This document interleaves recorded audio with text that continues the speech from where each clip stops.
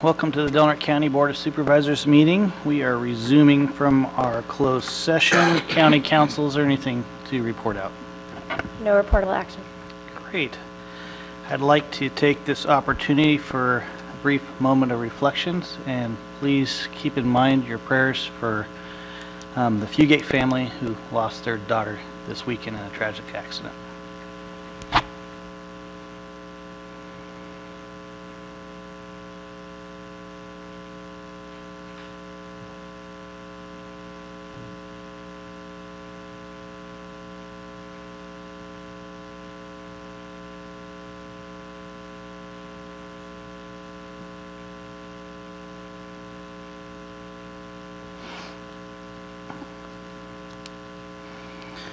Thank you. CEO, can you please lead us in the Pledge of Allegiance?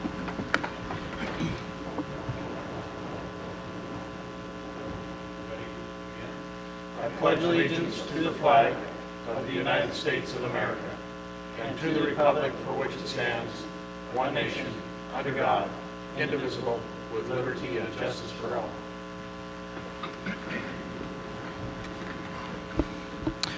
Any new employees to report this morning? Nope. Oh, we've got one? All right. Come on up. And I'd like to introduce Angela Schaefer. She's a new office technician for the IT department. And right now she's back there training. She'll be switching over and recording your meetings and running this facility when all the different groups have their meetings. So, Pleasure to meet you, Angela. Welcome aboard. Thank you. Welcome, Angela. You're certainly welcome to say a few things about how much you love your job, all that kind of stuff. Your boss. Okay, very good. Excellent. Okay, Chair requests at this time any deletions, corrections, or additions from the board members to the agenda. Mr. Chairman, I would request that we postpone item number 2 as requested on September 18th Okay, to an October, last October, yes, the last October meeting. very good. And move that to a meeting at a later time. Council, do we need approval for that deletion? No. Postpone it? Yeah. Okay, very good. Any other additions, deletions, or corrections at this time?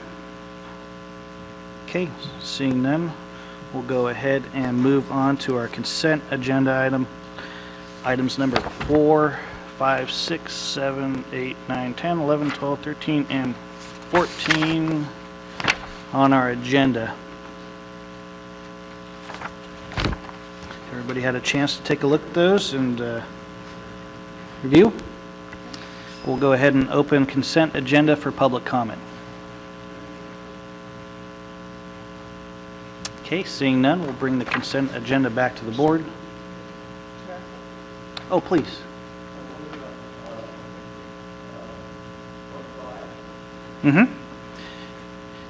We'll have an opportunity once the proclamation's made. We'll go ahead and take care of it at that time. You're welcome. Okay, Mr. Chairman, move for approval of consent agenda. we have a motion Second? and a second. Kylie, can you please poll the vote? Supervisor Berkowitz? Yes. Supervisor Gitlin? Yes. Supervisor Cowan? Yes. Supervisor Hemmingsen? Yes. Chair Howard? Yes. Okay. Supervisor Cowan, you have one of the proclamations. Can you please feel free to read when you have a chance? Thank you. I have the proclamation of Bully Prevention Month, October 2017. Whereas bullying is physical, verbal, sexual, or emotional intimidation or harm intentionally directed at a person or group of people and occurs in neighborhoods, playgrounds, schools, on the job, and through technology. And whereas many organizations, school districts, educators, parents, and community members have publicly expressed concern about the bullying of children, and whereas research indicates that bullying is the most common form of violence, annually affecting thousands of California children and adolescents, and whereas targets of bullying are more likely to acquire physical, emotion, and learning problems, and whereas children who bully are at a greater risk of engaging in more serious violent behaviors, while children who witness bullying often feel less secure, more fearful, and intimidated.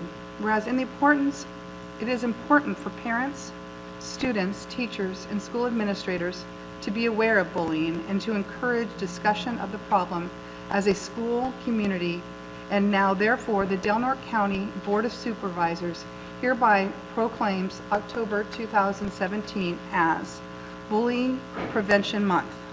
Be it further resolved that the Del Norte County Board of Supervisors encourages schools, students, parents, healthcare workers, religious institutions, and community organizations to engage in a variety of prevention and awareness activities designed to remove the stigma around suicide. Passed and adopted this 26th day of September 2017. Is someone here to...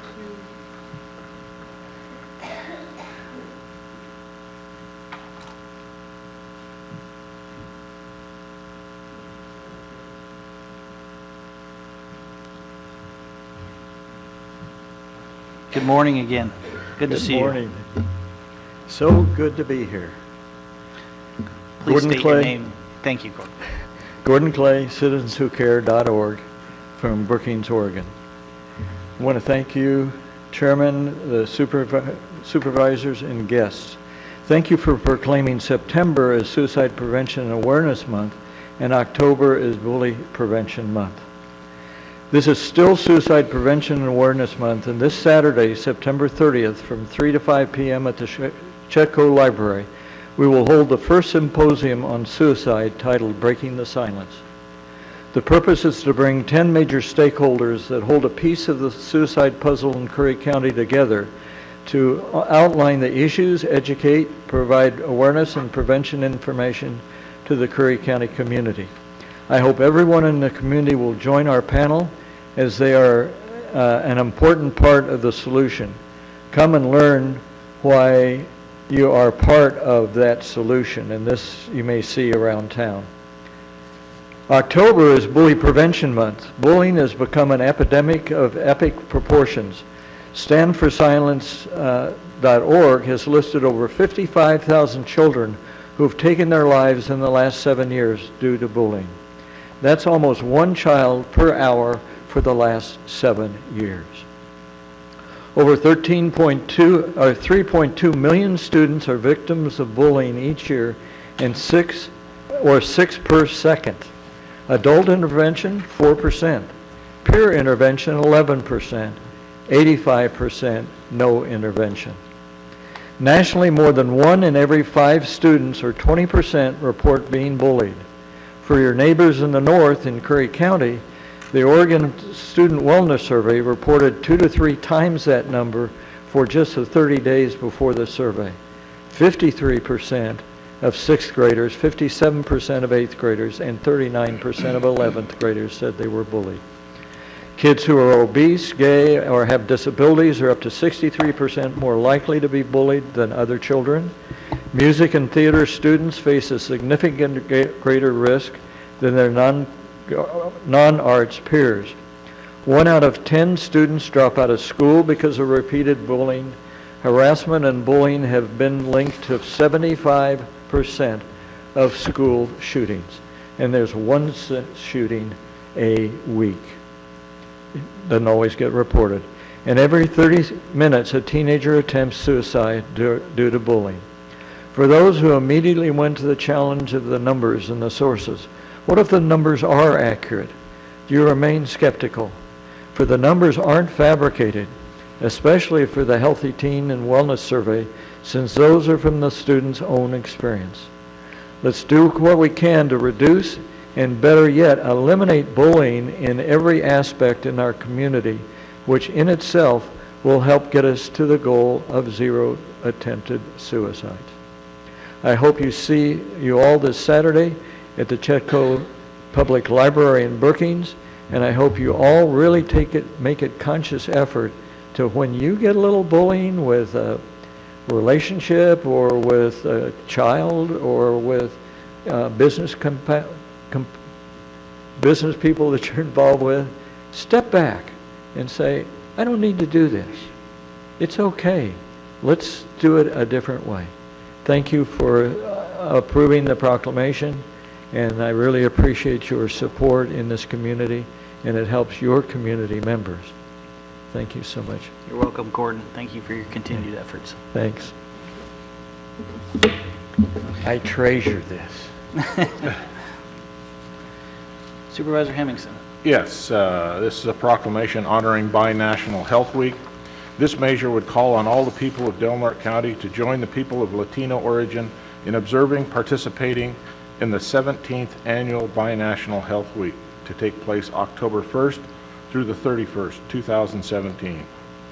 Whereas the Secretariats of Health and Foreign Affairs of Mexico and the Ministries of Foreign Affairs of Guatemala, Honduras, Colombia, Ecuador, and Peru, the Institute for Mexicans Abroad, the Mexican Social Security Institute, the United States-Mexico Border Health Commission, and the Health Initiative of the Americas, a program of the University of California at Berkeley School of Public Health, have recognized the necessity of improving access to health services for the underserved Latino population in the United States of America.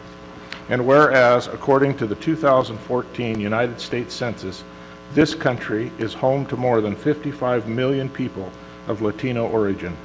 And whereas improving the health of mobile populations requires multiple approaches in service, design, delivery, funding priorities, and most fundamentally requires strong binational commitment. And whereas in October 2001 through 2016, the Health Initiative of the Americas and partnering organizations convened the first 9 binational health weeks, an unprecedented effort overseen by multi-agency task forces, which conducted health promotion and education activities for the underserved Latino population in the United States, and over 1 million people benefited from the health care activities. And whereas Binational Health Week reflects coordinated efforts between the United States, Mexico, Canada, Guatemala, El Salvador, Honduras, Colombia, Ecuador, and Peru to improve the quality of life of underserved populations by expanding their access to health care, increasing their health insurance coverage, and reducing their unmet health needs. And whereas the Health Initiative of the Americas and the Consular Network of the United States of Mexico, Guatemala, Honduras, Colombia, Ecuador, and Peru are coordinating the 9th Annual Binational Health Week, and activities throughout the country will be centered in regions with a high level of community health needs. And whereas Del Norte County acknowledges the many organizations and volunteers collaborating in the organization of health fairs and educational health workshops. And whereas Binational Health Week provides an opportunity to highlight critical health issues in Del Norte County and throughout the United States, and will serve as the basis for future bilateral efforts. And whereas Del Norte County is committed to recognizing and honoring those observances that are dedicated to the best ideals of public services, and Binational Health Week is one such worthy observance. Now therefore be it proclaimed by the Del Norte County Board of Supervisors that in honor of those efforts to improve public health, October 1st through the 31st, 2017 be declared the 17th Annual Binational Health Week throughout Del Norte County, passed and adopted this 26th day of September, 2017. Is there somebody here for this? I read this for not. Doesn't appear that way, but you made it through, Jerry. Barely. Barely. Okay. Thank you for going ahead with that. We're going to move to our 10:05 timed agenda item, which is public comment. Members of the public may address the board on matters which are within the jurisdiction of the board. If you are addressing the board regarding a matter listed on the agenda, you may be asked to hold your comments until the board takes up that matter. Please limit your comments to 3 minutes or less. Any public comment today? Please.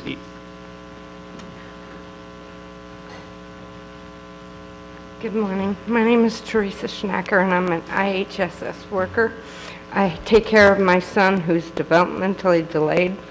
He takes 24-hour care, and I get minimum wage. I have no vacation. It's hard work, and without this job, no one to take care of him. He has seizures, and so thank you for your time. Thank you, Teresa.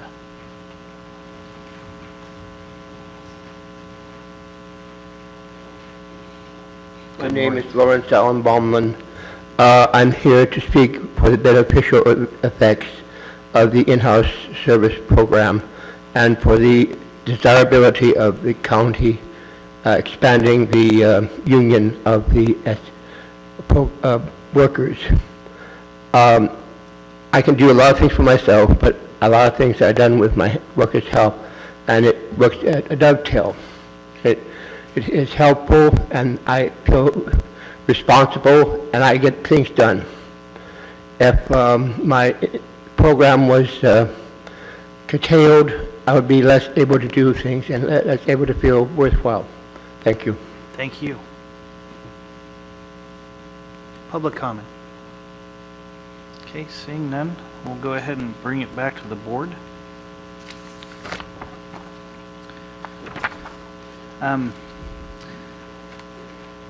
You know, we've pulled agenda item for 10:15, just so you guys are aware. I didn't know if you wanted to take an opportunity during public comment to update us on the great news that we saw in the paper on Saturday or not, but you're certainly welcome to at this time.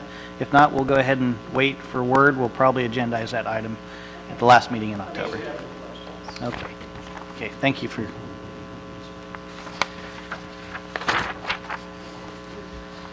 Okay. Actually, I'm going to move to item number 18 on our agenda. I see a fairly large constituent here from Smith River and the Tolowadini Nation here today, and I think this is a great opportunity for us to take up agenda item number 18, which is approve and authorize the chair and the sheriff to sign the Reserve Deputy Program MOU, which is the Memorandum of Understanding between the Del Norte County Sheriff's Office and the Tolowadini Nation as requested by the Sheriff Coroner, who won't be with us here today, but I know he sent his representative while he's in Washington, D.C. doing emergency service training. Gene, do you mind joining us on the podium? I know the sheriff had a lot of great words about what has taken place over the last year with these discussions, and I'm hoping you could help highlight some of those today. Good morning. I'm G. McManus. The sheriff expressed his regrets not being able to be here today, as he is in Washington, D.C. He did send some words that I would like to quote for him regarding this issue. Per the sheriff, I really wish I could be there. I'm so proud of the Tolowadini Nation and our community in general for this exemplary display of collaboration. This isn't the sort of action that just takes place. This is specific to the exceptional effort of our community, the Del Norte County community, and the people that want to make it a safer place. I'm incredibly confident that Wade Owen's ability, and it will be a highlight to my tenure as sheriff to administer his oath of office upon my return.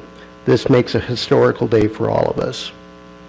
Thank you, Gene. So for the audience, can you please explain what has taken place over the past year with the Tolowadini Nation and the sheriff in these discussions, and what will transact today with this MOU? To my understanding, the agreement is that Mr. Owen will be hired by the Tolowadini Nation. He will be a Reserve Level 1 deputy with us, which is full peace officer powers. Means he can operate totally independently. He'll wear our uniform, drive our car, and be a representative for the Smith River area and work in the Smith River area as provided by the nation. They're going to make this possible. It's an exceptional boon to our ability to cover that area. Excellent. Thank you, Gene. We really appreciate it. Board, if you would like to share any comments at this time before we open it up to the public. Okay. It's all good. We will welcome public comment at this time. I'm not sure if Chairman Sullivan, if you'd like to say any words at this time.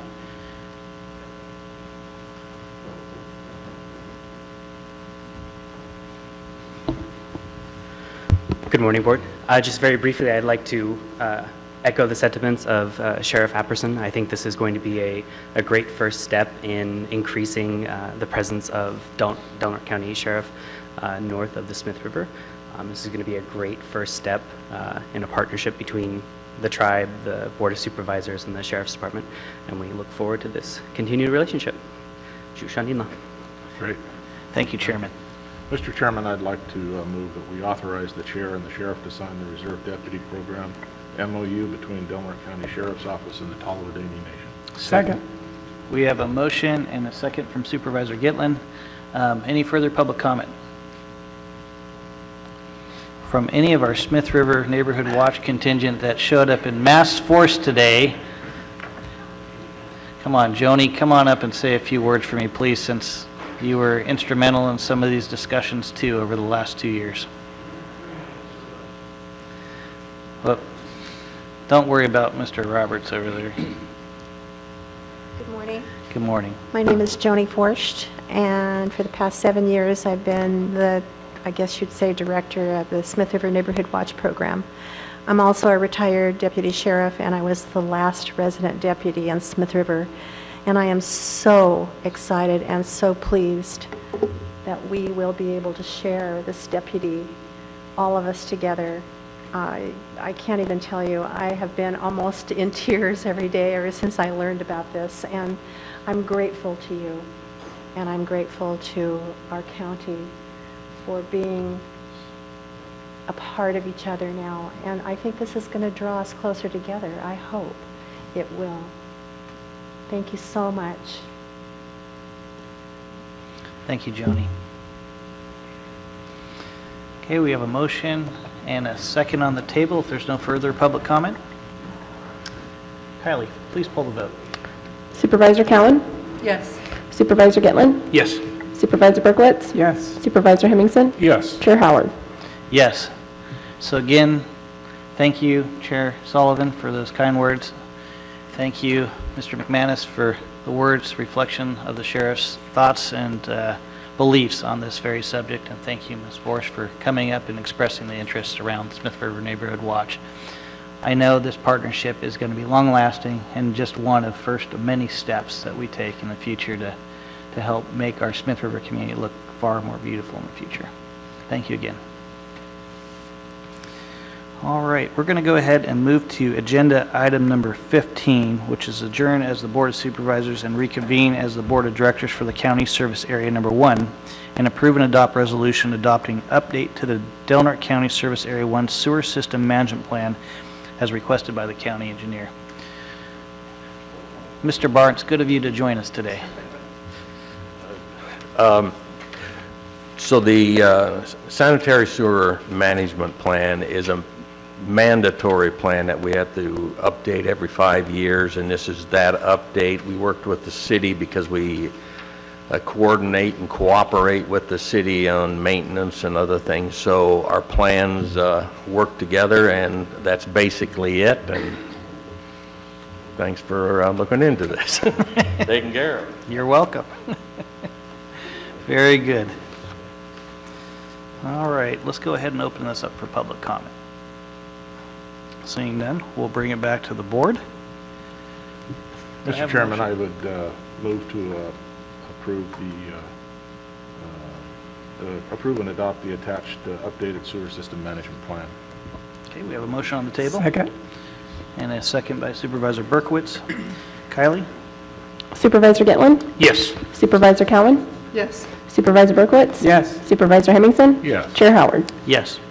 All right, we're going to adjourn as the Board of Directors for County Service Area Number 1 and reconvene as the County Board of Supervisors to approve and adopt a resolution to incorporate a list of projects funded by Senate Bill 1, the Road Repair and Accountability Act, into the 2017-18 county budget, and direct staff to submit the adopted resolution to the California Transportation Commission as requested by the Director of Community Development Department, who is not with us today, and we have our Assistant Director, Mr. Hooper. Please fill us in. Sure. So this is the continuation of an item that was first introduced at the August 22nd meeting.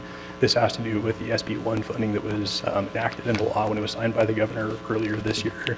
I believe there were some questions that the board had of staff at the previous presentation.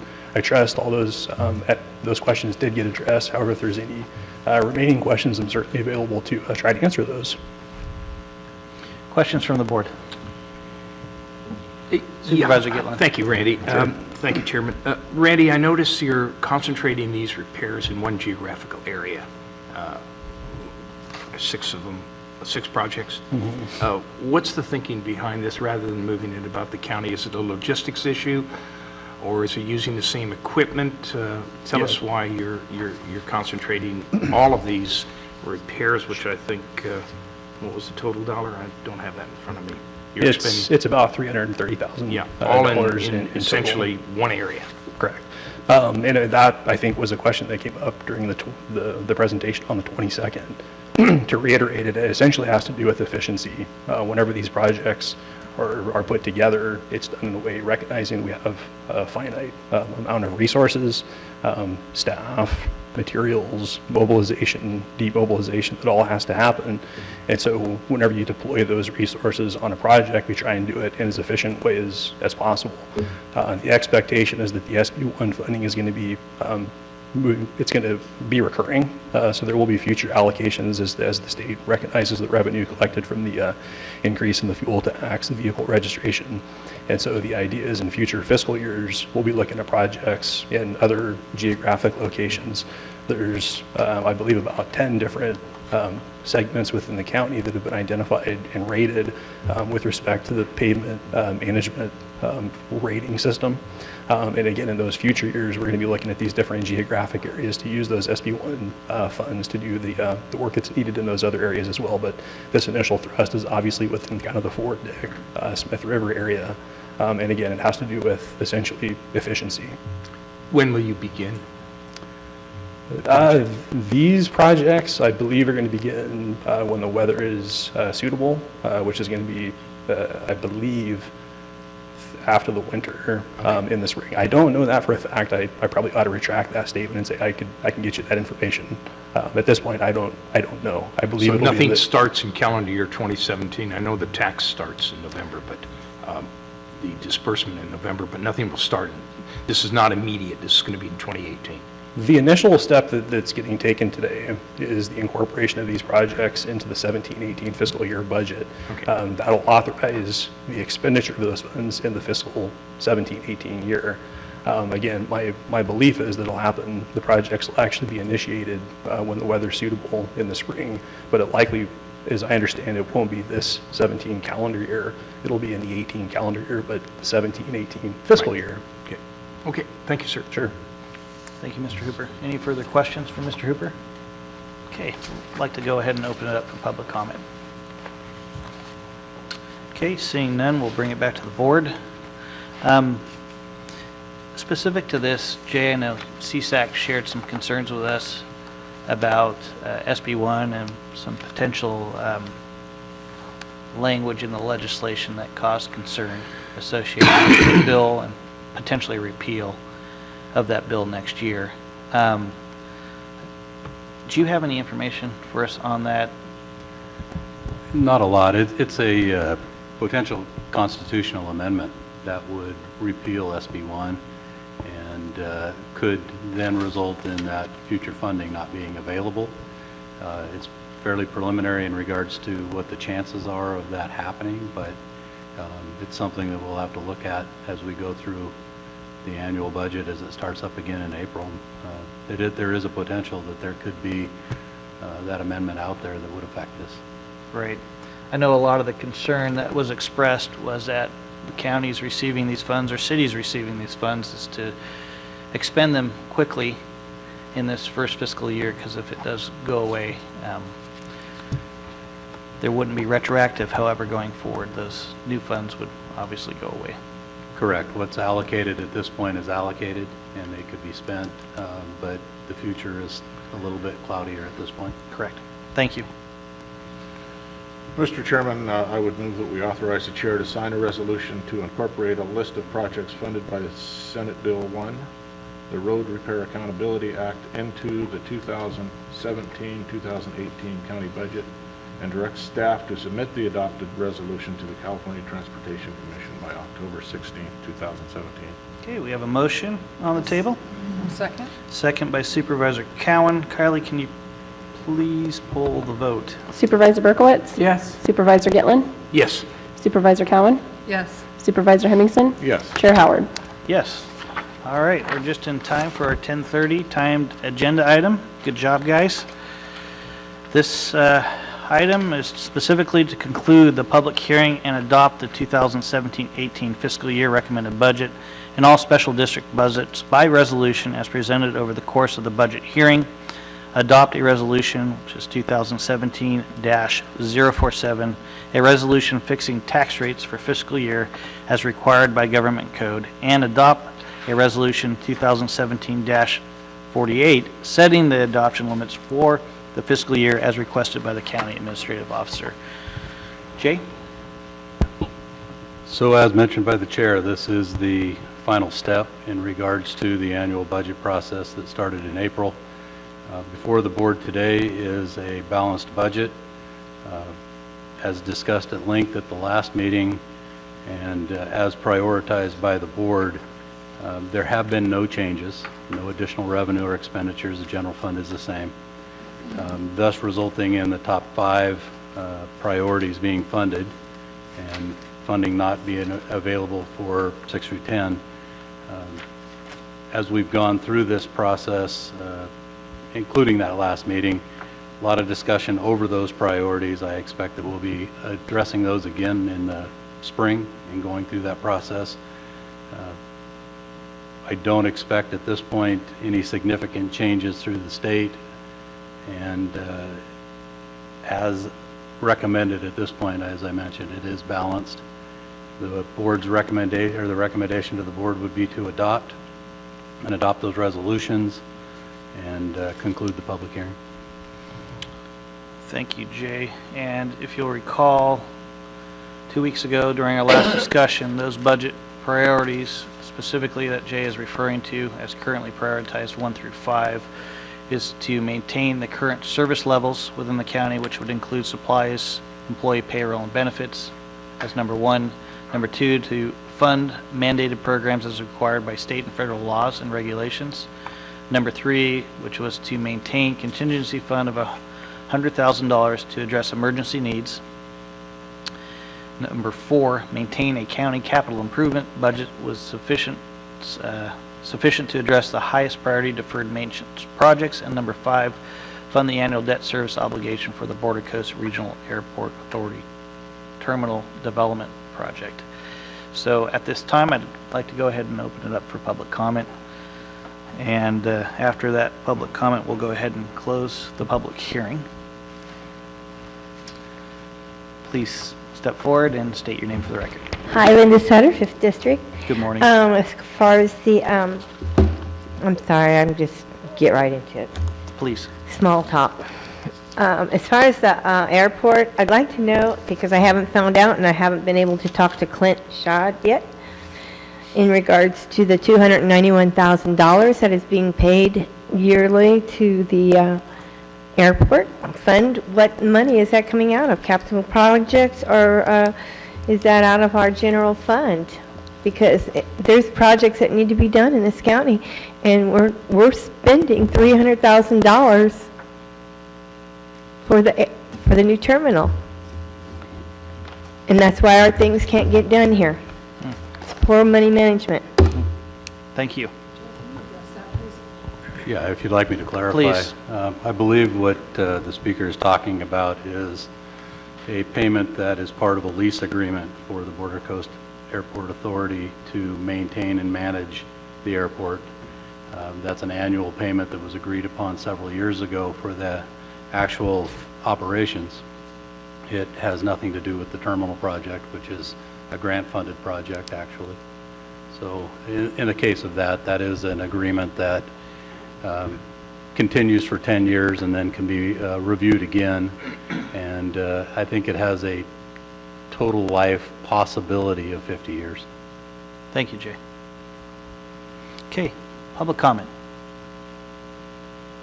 Seeing none, we'll go ahead and bring it back to the board, and we'll close the public comment and public hearing on that at this time. Comments from the board? Okay, seeing none.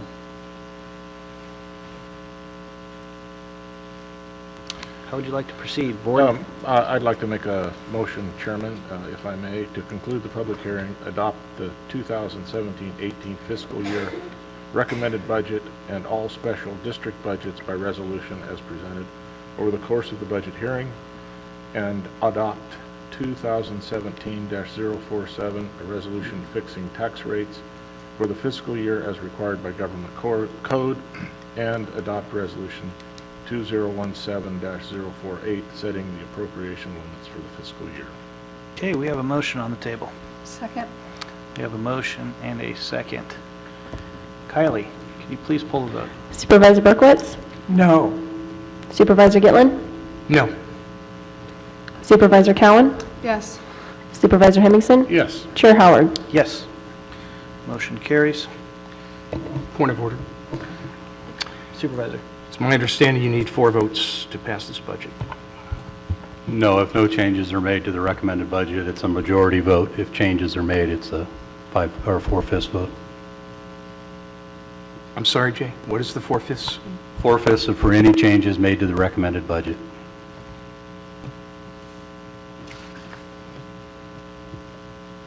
Well, that's my clear understanding. I'd like to get legal counsel weigh in on this. The sections are 29088 of the Government Code and 29064 of the Government Code. There are several other sections that discuss the 4/5 vote, and they have to do with specific circumstances having to do with increasing the general reserve and other circumstances. 29088 and 29064 are specific to the recommended budget and the adoption process and require a 4/5 vote if there's to be a revision to the budget after the close of the public hearing.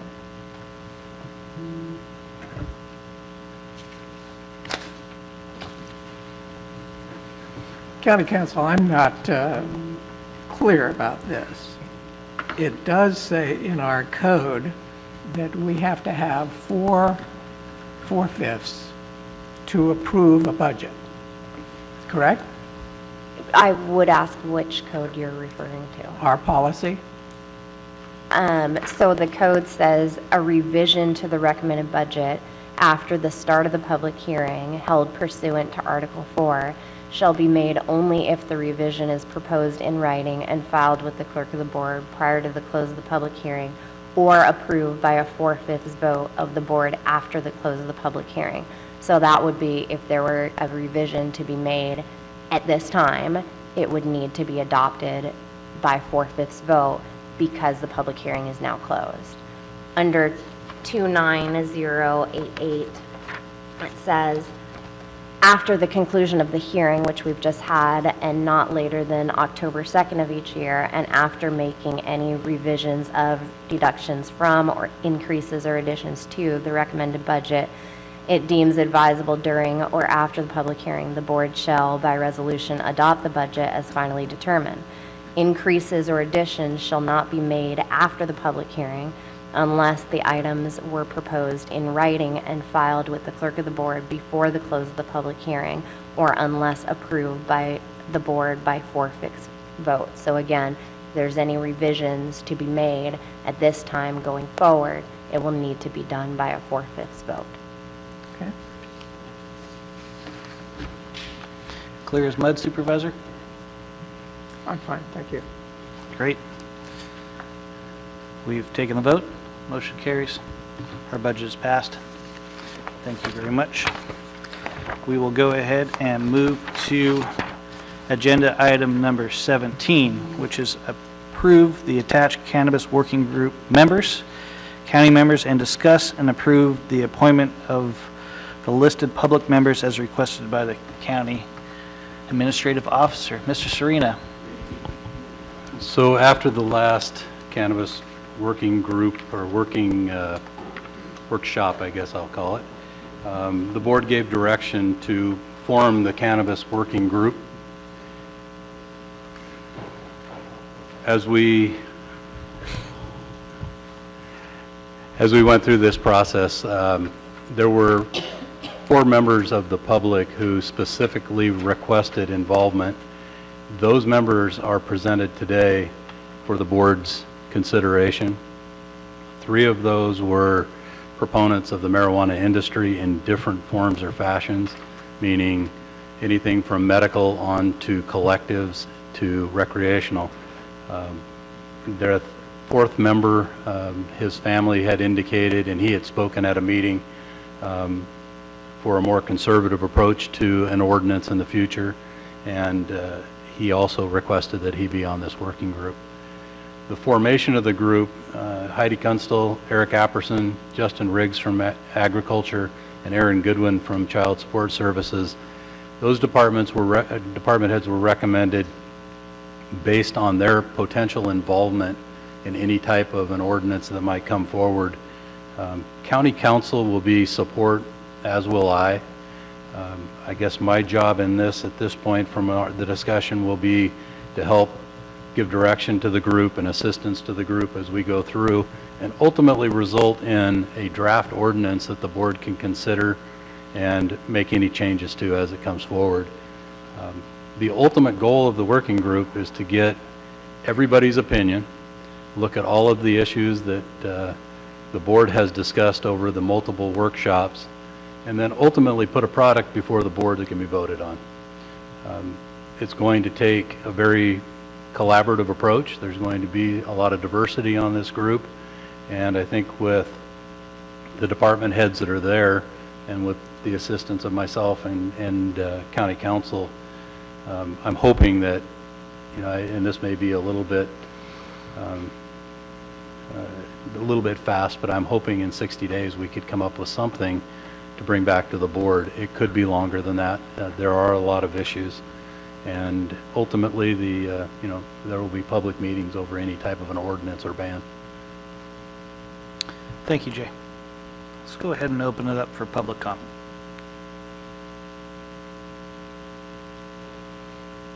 Good morning, Jesse. Morning, Jesse Davis.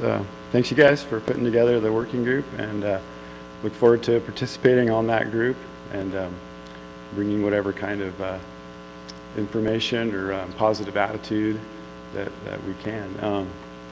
I'm going to try to come to the group as a spokesperson for the Del Norte Growers Association, representing a large number of cannabis advocates in one form or another. Some for commercial business ideas, some just for being an advocate for cannabis and for freedom. So anyway, with that, I want to try to leave most of my personal opinions and views behind and just try to represent the group, the larger group. It's a diverse group. So I want to try to focus in the views of all the members and all the supporters into something that's productive and positive and focused, and something that jives well with our community. And look forward to everybody on the board bringing that positive attitude and constructive vision for positive change for Del Norte. Thanks. Excellent. Thank you, Jesse. Okay, public comment? Seeing none, we'll bring it back to the board.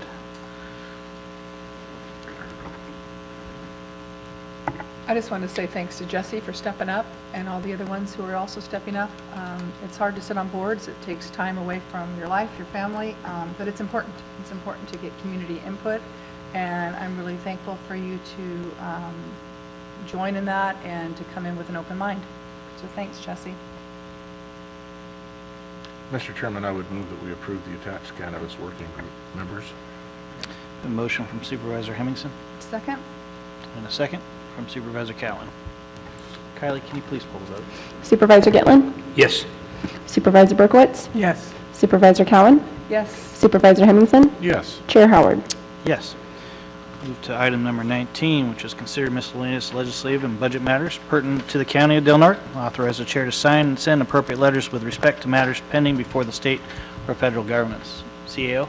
I have nothing new on this one. Obviously, with the board members traveling to RCRC, I'm sure you'll have a lot to report out when you come back regarding any potential legislation coming Quite forward. a few items.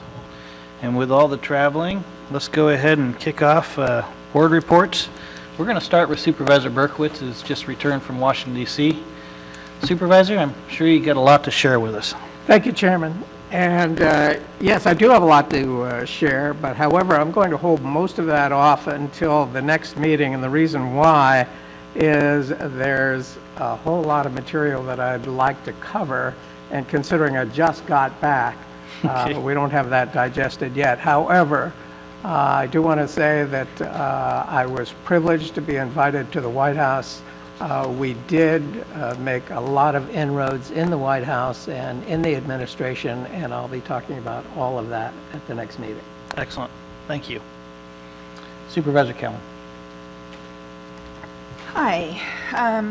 I, like all of you, attended the cannabis workshop. I'm really happy to see that we got the working group started and approved. I attended the Juvenile Justice Monthly meeting. The Justice Commission has concerns on how the hall's being run and the relationship with the probation department. We then had another special meeting with Lonnie and the group, and I walked away from there feeling very positive that everybody is willing to work together and do what's best for the children in our community. Met with Heidi and Jay regarding beach access on Pebble Beach Drive. The Rotary has reached out to me. They'd love to see some type of access, so we've kind of started just having meetings to see how that will work out.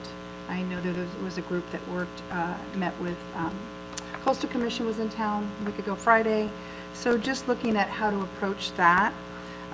Attended the Solid Waste Management Authority meeting last Saturday. They had the free mattress drop-off, which I think is really important. I think if we're allowing them to come over and drop off a free mattress, that's less we're going to see on the side of the roads. Spoke at the Sunrise Rotary Club, shared with them all the good things that are going on with the county. I think it's really important to let the community know that there are things going on and positive things. We discussed things like the airport, recycling, the hospital. Those are just a few. Met with Terry and Fran McNamara, further conversations on the beach access and how we could move forward with Sunrise Rotary. I know that they're going to want to come back to the board at some point, and we'll set that up. Had a meeting with Barbara Browning. We discussed the changes that are going on with the healthcare initiative through BHC. That's something I've been working on for the last 18 months. She's going to be the interim person taking Rachel Marlar's spot at this time. She has been involved from the beginning, just kind of behind the scenes, so it's really nice to see that she's stepping up and knows what's going on. I was very pleased to hear that Pete Craig took on the position to teach the healthcare career pathways at the high school, so that was really good news. I think he's going to be a great asset to that new class there. There's another meeting this week with the hospital and CR regarding the RM program.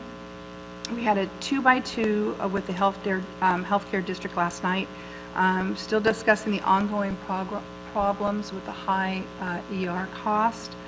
Recently, or a few months ago, the city and the county adopted a resolution. I was hoping to get a consensus of the board to send that resolution to MCARE with just a cover letter. If anybody's, are you guys okay with that? It certainly wouldn't be a problem with me, but if by consensus the board is willing to send the resolution signed by both the city and the county to MCARE. Yeah, we've already done the resolution. It's already been passed. We're just kind of passing it along to MCARE. Even though we passed it along to the hospital, we want to make sure that MCARE is also aware of what we expect and our expectations from the hospital. To county council, just to send that, would we need to take further action at our next board meeting, or could we just send it since it's already been approved and adopted, if by consensus? it would be best to put it on the next agenda. Okay, very good. And that's kind of what I told them last night. We'd just get a consensus Sure. today, get a draft together, and put it on the next agenda, if everybody's good with that. Can I have board consensus? Yep, I'm seeing heads nod, so we do have consensus. Great, Please. that's it for me. Okay, very good. Supervisor Gitlin. Yes, thank you, Chairman. Let me just follow up on Supervisor Cowan's comments on Healthcare District, which we met last night, to discuss some of the problems that are actually not getting solved. We still continue to receive a lot of complaints about out-of-network billing and people being strapped with big bills and failure to post reasonable customary charges, among some of the other concerns. So the Health District announced that it would respond by sending a letter of concern to CEO Mitch Hanna, and who I understand has been invited to appear before our board to explain his letter to all elected officials. So perhaps in that letter we can re-invite Mr. Hanna to come to our board to present his response to the joint letter from the city and the county. Supervisor Cowan asked for the draft to be agendized for our next meeting. I'm understanding the city will also go back to its council and just seek consensus of the council sending its own letter to the MCARE and to Mr. Hanna.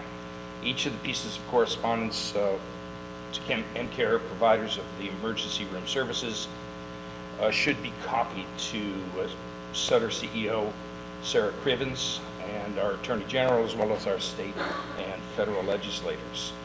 Also attended our monthly Del Norte Local Transportation Commission meeting, where the commission authorized a $10,000 request from the county for the Klamath Beach Road project scoping as part of the 2017 Active Transportation Plan. Last Chance Grade, as always, was on the agenda, and a public meeting has been set for October 18th, where Caltrans will update the community on progress made. Intersection of 199 and Elk Valley Cross Road was the site of a fatal traffic accident some months back, was discussed, and the need for a traffic intervention. Caltrans promised they would get back to us with regard to their studies on that particular problematic area. Redwood Coast Transit met and conducted our monthly meeting, where the authority commissioners were updated on the implementation of the new fare increase. As discussed, the location of the bus stop at the Jed Smith Center is up for discussion. We're looking to see about changing the location. Right now it's across the street, and patrons of the bus can't get their carts across the street because the wheels lock. So we're evaluating the changing of the location back to the center, make it more convenient. We also heard from the UROC Tribal Transportation Director, Mike Gibson, who is very interested in working closely with the Redwood Coast Transit Authority in helping serve the transportation needs of those people in Klamath, and that's my report. Thank you, Supervisor. Supervisor Hemmingsen. Yes, thank you, Chairman. As was mentioned by Supervisor Cowan, we had our final cannabis workshop, and now we've handed it over to the newly formed working group. We'll be looking forward to seeing what comes out of that. And was mentioned the Local Transportation Commission meeting. I attended that. Attended a presentation by Pacific Power on saving watts, which was very interesting. Had a meeting with Coastal Commission staff, kind of a site inspection for the proposed host situation that we're going to try to put in at Pacific Shores to keep, maybe to curtail the illegal dumping out there. Had a 2x2 with California State and National Parks. Most of the discussion was over the Visitor Center and the Hyuchi Flat Trail. Had a Resource Conservation District meeting. Also was invited to attend a meeting with the lily growers and then a writer, Jim McDermott, who's going to write a story on the lily industry. Be interesting to see what comes out of that. I had several oil entanglement working group conference calls, as well as a couple of calls with Senator McGuire about the whale working group, as well as the Dungeness Crab Task Force, and had a conference call with the Dungeness Crab Task Force staff. That's about it for me. Excited about the new possibilities at the airport for the essential air service proposals that are given. We've got 3 to choose from now, so that really makes it nice for the community. So I'm really looking forward to that. And that's it for me. Thank you, Supervisor. I attended a workshop by the Donut Resource Conservation District on healthy soils. It's put on by the RCD and the California Department of Food and Agriculture. I anticipate there will be a lot of folks within the Smith River Valley participating in soil health initiatives sponsored by both the California Air Resources Board and the California Department of Food and Ag.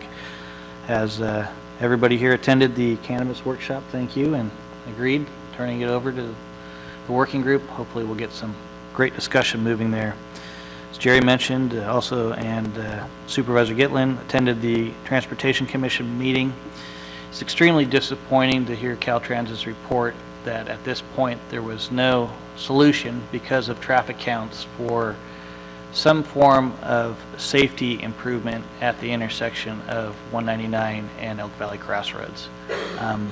The level of near misses, besides the fatality that Supervisor Gitlin mentioned occurring, it's time Caltrans stepped up and really took a hard look at that intersection. But it was disappointing to hear that even with the July traffic counts, which were significantly high this year, there still wasn't justification enough to move forward with a project that would put this on their SHOP planning program, which would be a funding type obligation for Caltrans. So we're going to continue looking at this issue because right now, as has been told to us by Steve Wakefield and many first responders, that is their highest response intersection within the county.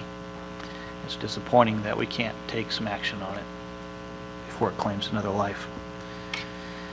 As Supervisor Hemmingsen mentioned, the National Park and State Parks 2x2. It was great to see the visitor statistics that they presented at that time, not only for the Hiachi Visitor Center, which they had to open full-time, but also the reopening of our visitor center downtown. It seems like visitation here in the last several years continues to move up and move up annually, not only to the visitor center at State and National Parks, but also our Chamber of Commerce Visitor Center. So tourism's going in the right direction. It's awesome to see. With Supervisor Cowan, attended the Del Norte County Solid Waste Management Authority meeting. Hot topics there really revolve around recycling and what we're going to do to move forward and hopefully replace Gilindra. Hopefully a community business could find some opportunity there to start something new and give the community an opportunity, because driving by it before the closure, there was people wrapped around the corner of the facility. It was absolute zoo, so, and it had been that way for previous days. We do need a recycling center in this community, and we need it badly. Attended the tri-agency meeting, also attended a Rotary dinner in Ferndale, and as a commissioner attended the Family Resource Commission meeting, and also had an interview with Jim McDermott, pastor, Jesuit priest for the Catholic Church. As Gerry mentioned, he was doing an article for a Catholic magazine, United States Catholic magazine, on the story behind lily growers. His thoughts specific to this matter were reflecting basically on the movie Hidden Figures, which many of you may or may not have seen. I know it's running on the TV these days, but a story about black women in the NASA program in the early days when it was behind the scenes. That wasn't recognized. So there's a lot of people in his mind that aren't recognized within the lily industry. Nobody knows where their Easter lilies come from, and yet almost 97% of the world's Easter lily production occurs right here in our backyard. So he's hoping to highlight that, the stories, and the people. So it was good to have that discussion with him. And I do want to mention that this Sunday, we'll be joined by a delegation from Ritsuzen Takata, Japan. We'll be joining both the city and the county. The elected officials of the county and the city will be asked to come to a dinner Tuesday night to host the delegation, but they'll be touring the county for the first time as electeds, and hopefully we'll see them back here next year. We had hoped that a larger delegation would have been joining us for the tour. However, there was some concern with the recent activity by North Korea that leaving with a full delegation from their council wouldn't be wise at this time, so they're just sending a few representatives. And that's my report. That was a very short meeting, folks. Thank you again. We look forward to seeing you in a couple weeks. Have a great day.